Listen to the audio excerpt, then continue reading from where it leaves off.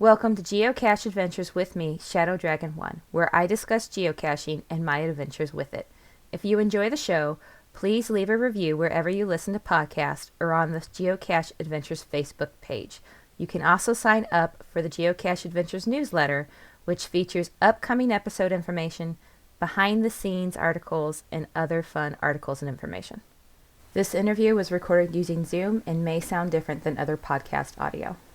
Hello, everybody. Amy, Shadow Dragon 1 here, and I am with fellow geocacher Stu, also known as TineySuperman. Thank you so much for joining us. Hi, thanks for having me. So one of the things I love to ask all my guests is, how did you get into geocaching? Well, it started with friends of mine who had posted on a Facebook page their adventures. I saw the pictures and the fun that their son was having with it, and I started asking questions. Later that night, I downloaded the app, and my family and I went out and found our first cache together. And after that, the rest is history. I was hooked, and our family has a new lifestyle with geocaching. So how long have you been geocaching? Since 2012. Okay. Yeah, so a few years. So what are your current stats like for geocaching? Just past 6,700 finds. Nice. And I really got into the hiding game as well. So I've got 912 hides right now. That 912 hides? Yeah. That is Only about 500 are active right now, but yeah. still, that's a lot. Yeah. That's a lot to maintain. I told my wife I was going to stop at 10, so we kind of went over that a little bit. Oh gosh, yeah. That's great. So you have an Instagram account called, and correct me if I'm wrong, I believe it's called The Official TineySuperman. Yeah, yep. And you have these pictures of little Superman trackables. Can you tell me how that got started? I love it. Sure. It's Yeah. great.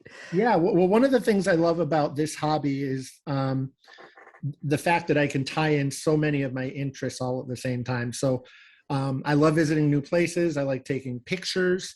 Obviously, the geocaching part is fun too. So, when I used to visit places, I'd have this little guy, this little Superman that would pose in the pictures of the different places we went. It was just a fun little thing to do.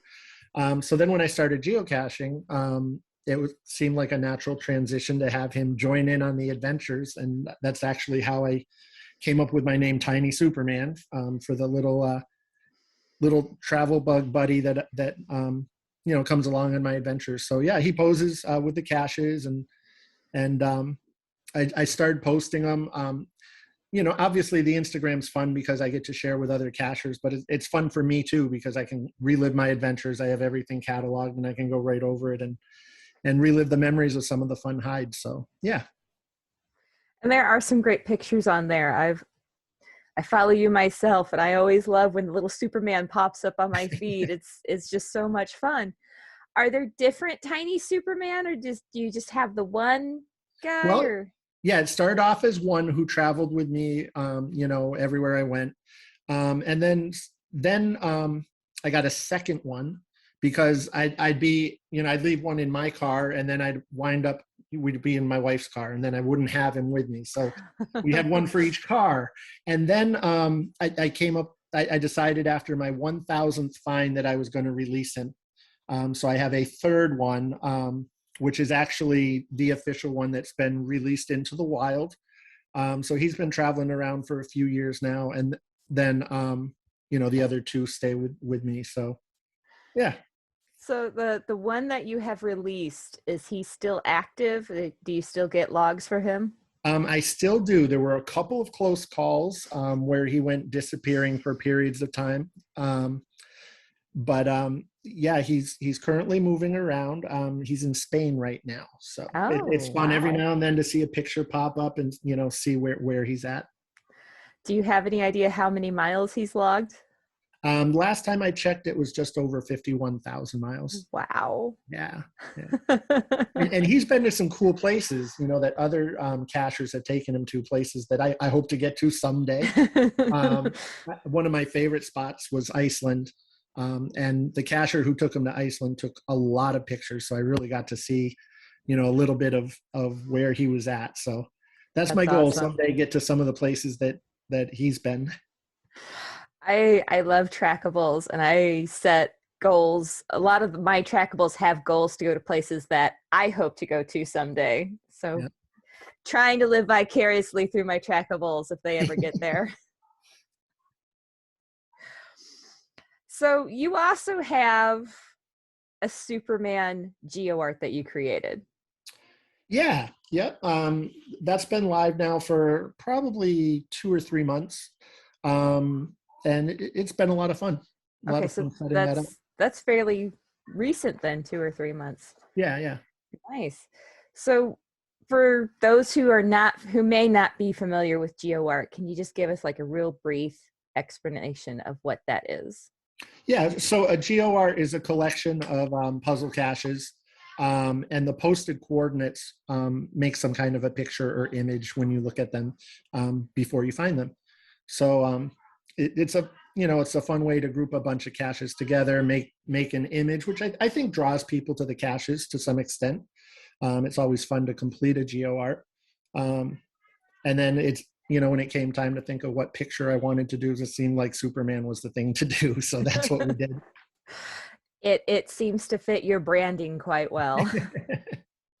So what made you decide to do a GeoArt?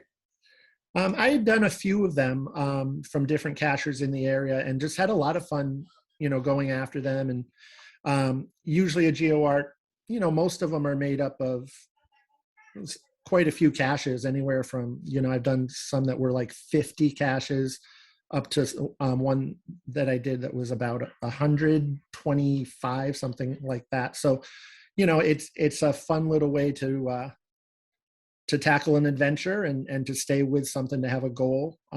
So I thought it'd be fun to set one out myself.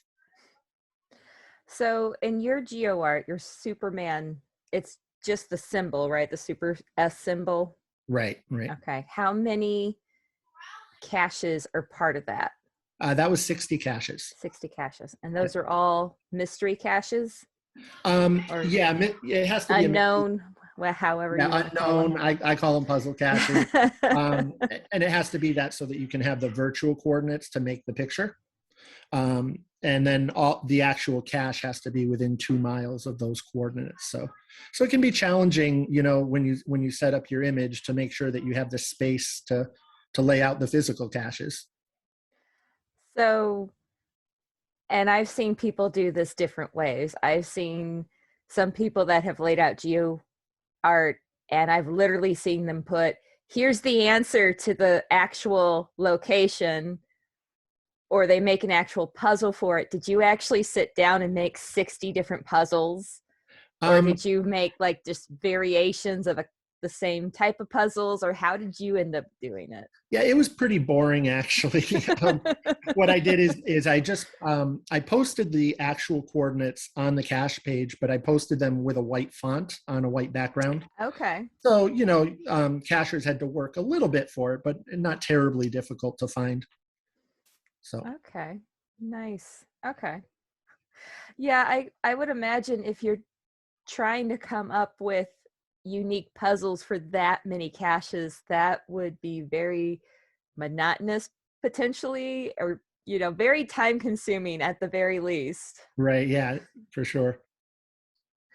So when you planned it out, how did you plan out the geo art? Because as you said, the location has to be within so close to the actual posted coordinates. So did you just pull up like a picture of Google Earth and make a bunch of dots in an area? How do you go about planning that? Well, actually, so I placed this GeoArt in my hometown, where over the years I've placed quite a few hides, and so I found an area of town that was open, where I could make the GeoArt itself, and then from there just kind of planned around, you know do I have the space here to form the GeoArt the way that I want to. So the first thing was to lay out the actual GeoArt. When I did that, I found that I had a total of 60 caches.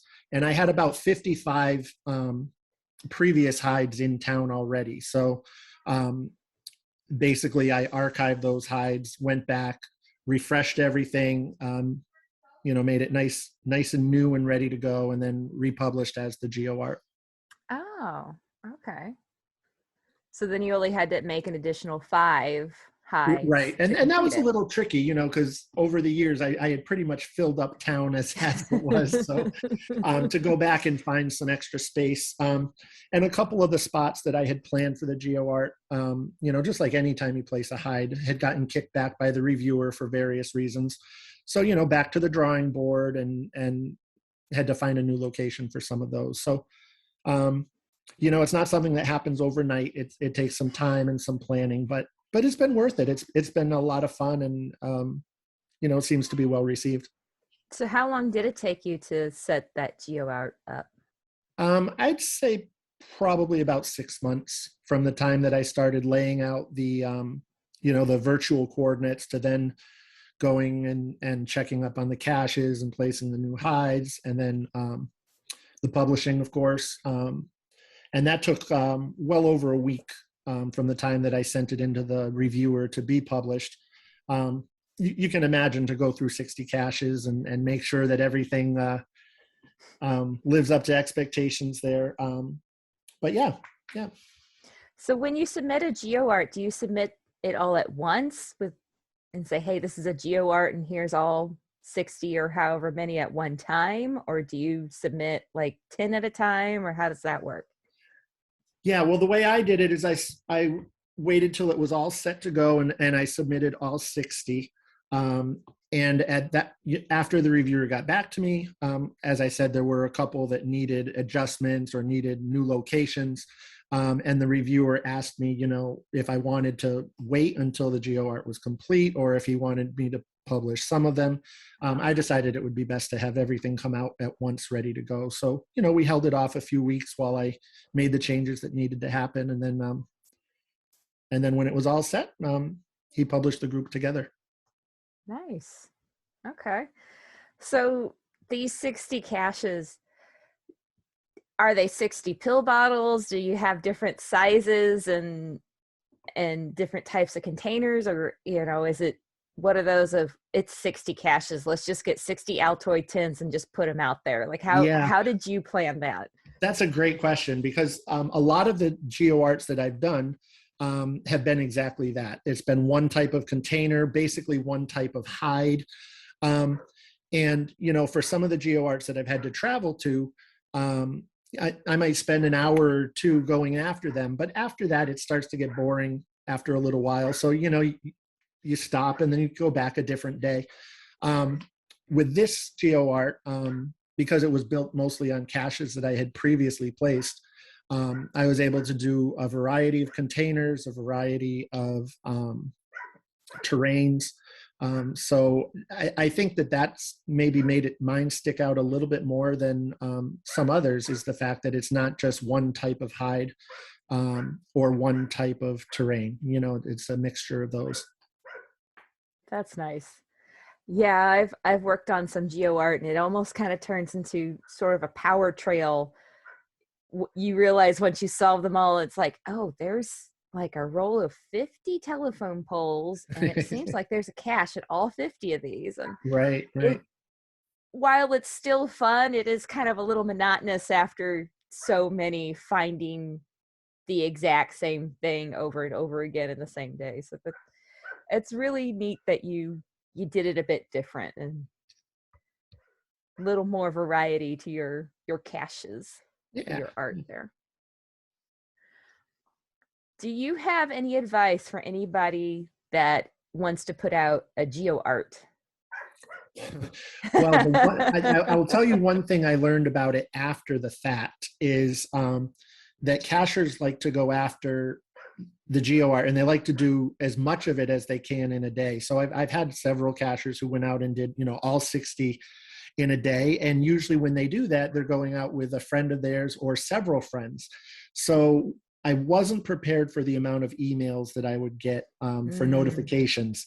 I think one weekend I got over 300 emails, Oh, saying your wow. cache was found.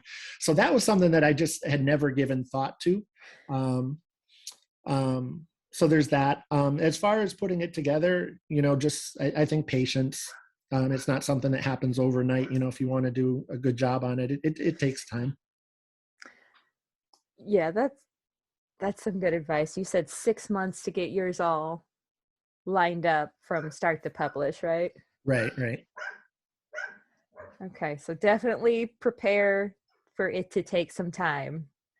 And maybe it almost sounds like did you go through your email and like set up a folder just to send all those notifications to so it didn't just flood your inbox or Well, what did it's you funny that you mentioned that because prior to the Geoart, my geocaching email was also my personal email.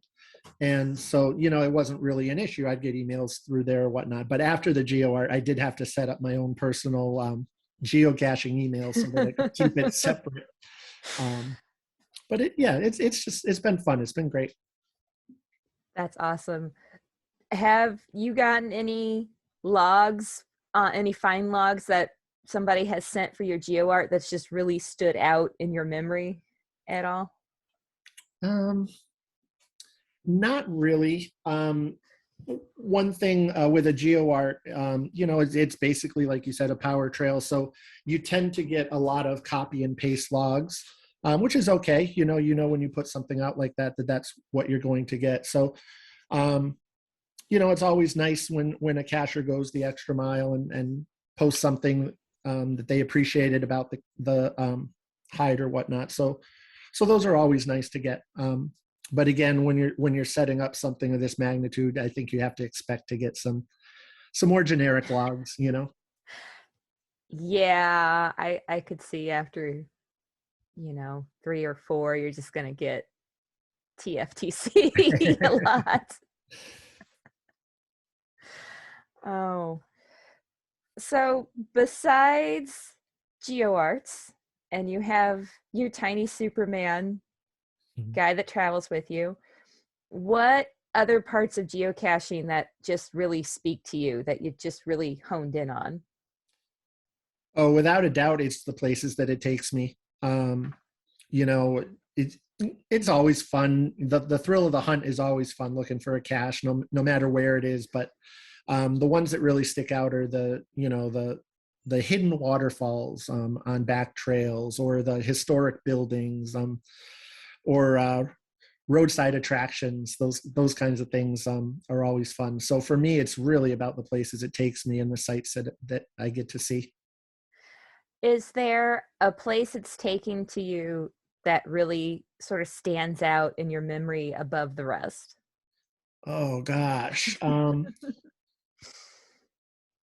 yeah, there's quite a few. One that jumps out to me is an abandoned mansion in New York State, which again I never would have known was there. It wasn't far from my in-laws' house, so on the way home after visiting them, the family and I, checked it out, and it was just really cool to explore the ruins of this estate and to imagine what it must have been like, you know, back in history. An abandoned mansion. Wow. Yeah. Did you were you able to find out any of the history of the building? Um, the cash owner actually did a really nice job with a write up on that. I don't remember the specific details right now, but I do remember that, they told us a little bit about the family that owned the land, and changes that had happened to the property over time. So Oh, okay. That's nice that the cash owner went that sort of extra mile and made the cache page explaining the area. Because I mean, how many times do you go to geocache where the description just says place this hide with permission of whoever, and right, right. there may or may not be something spectacular about the area that they could have added to it, but it's always nice to see when they do go to that extra detail in a cache page, especially someplace unique like that. Yeah, absolutely. It adds to the whole experience. That it does.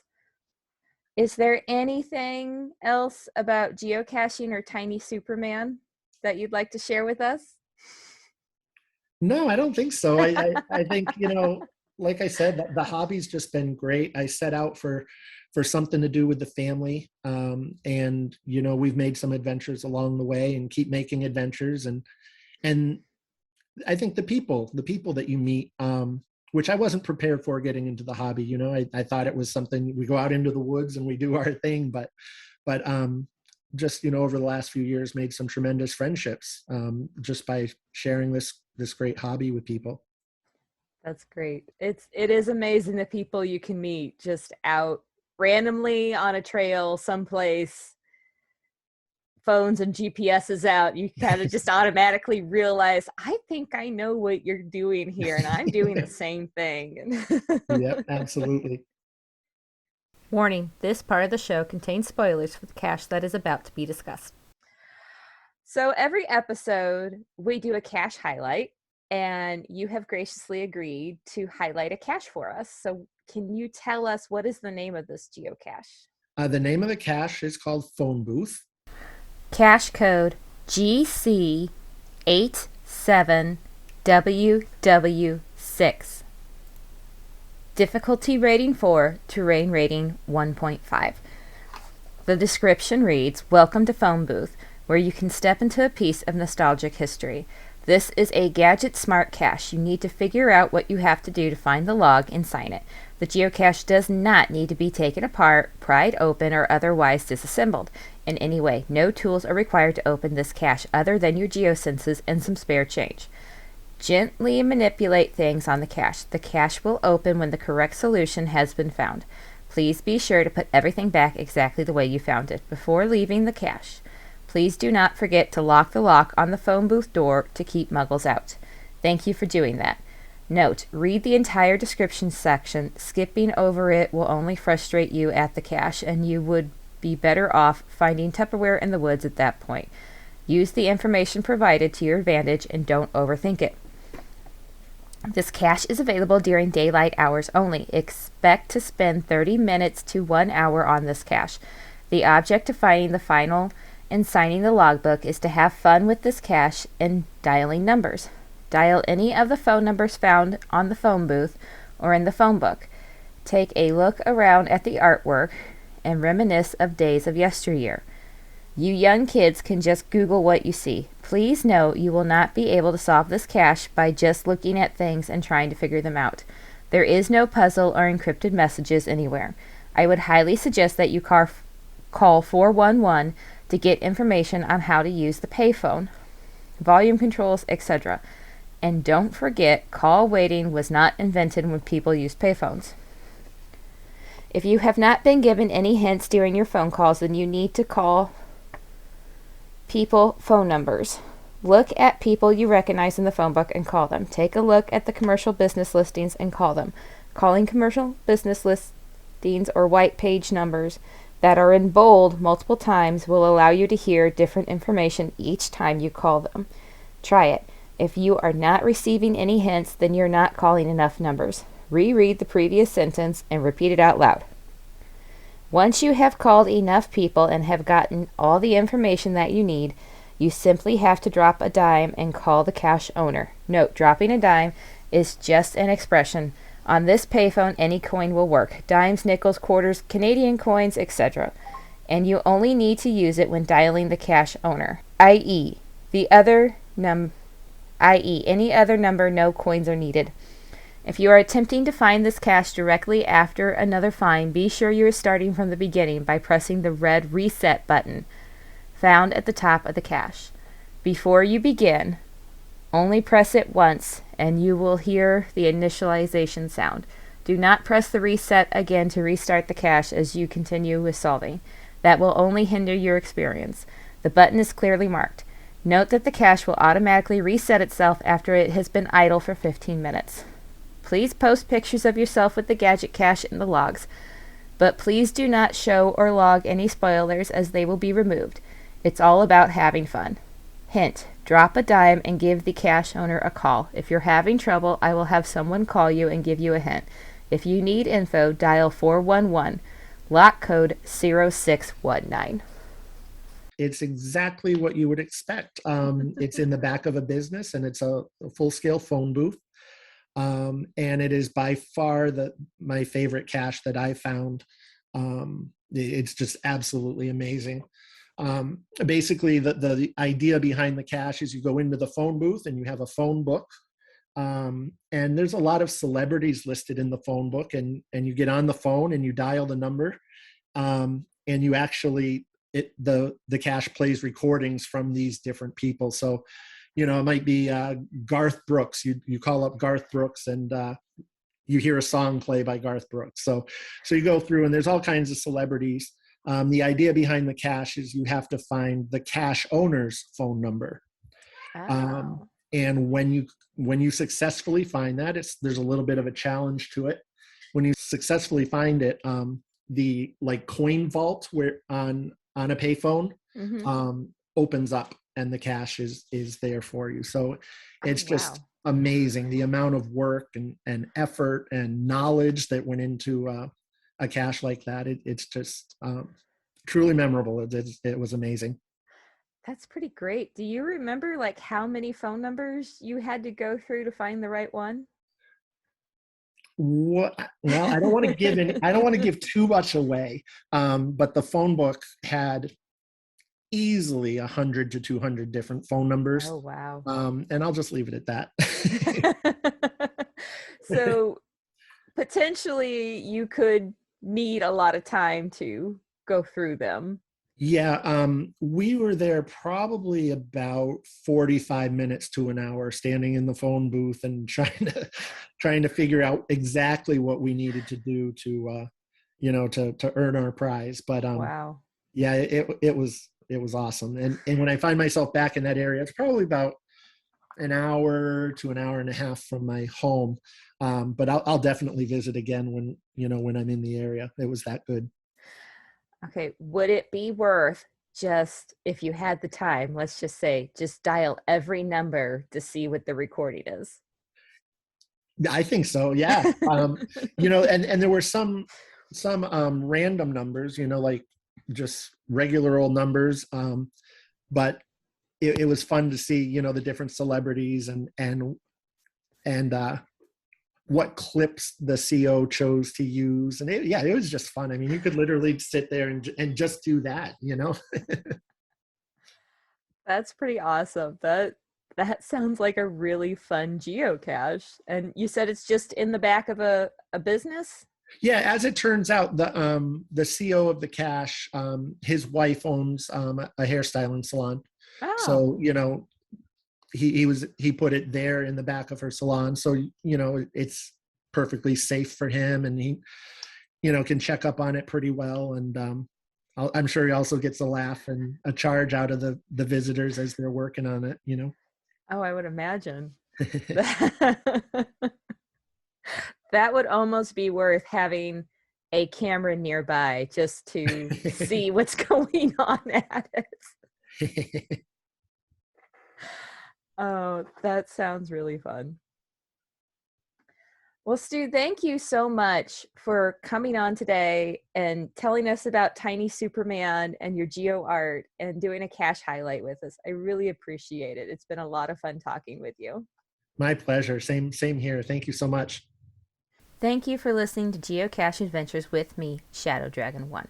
Have you heard of FTF Magazine? It's the magazine for geocachers. It is full of articles and photos, all sent in by geocachers like you. In fact, some of the guests that you've heard on this show have submitted articles to Geocacher Magazine. They have all kinds of neat stuff and publish achievements that are sent in by geocachers. So if you have an achievement you want to celebrate, send it in and they will add it to the magazine. It is really cool. I recommend it. I subscribe to it myself and I love it. Go check it out at ftfgeo.com. That's ftfgeo.com. And let them know Shadow Dragon 1 sent you. Would you like to be a guest on the show? Do you have a topic you'd like to hear more about? Let me know at geocacheadventures.org. Go over to the contact page and you can send me a message there. It has the podcast email that you can email me to, or you can reach out to Shadow Dragon 1 on geocaching.com. geocacheadventures.org also has a store page now. You can go over there, geocacheadventures.org, and click on the store page in the menu bar and check it out. Got some great stuff over there for you.